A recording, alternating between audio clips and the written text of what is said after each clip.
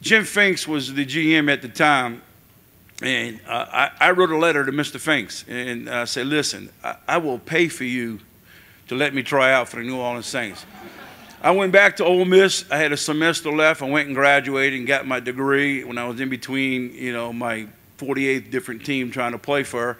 And I said, you know what, why not write a letter? Worst thing you do is never respond to me, but he did. And they traveled me down on a Tuesday. Wednesday he said, John, we want to sign you to a contract for the New Orleans Saints. And I was shocked and thrilled. I didn't expect it that quick. And I guess the little PS hashtag he said, but didn't you remember you said you'd play for free? And I was like, well, you know, I was kind of kidding. But they ended up paying me the little bit they paid back then. But that's how I got started with the Saints.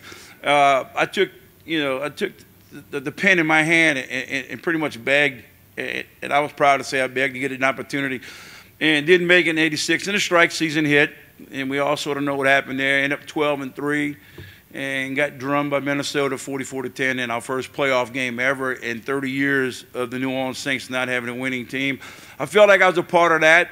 I was very fortunate that the New Orleans Saints kept 8 players after the strike season.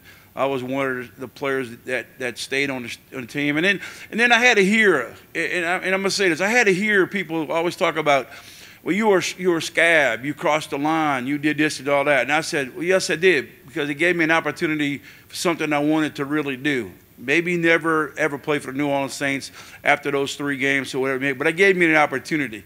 Then I sat back and thought about it. Are you calling Joe Montana, Howie Long, Steve Largent, and Tony Dorsett scare players as well? Because they crossed the line too. And I'm not saying I'm in that category.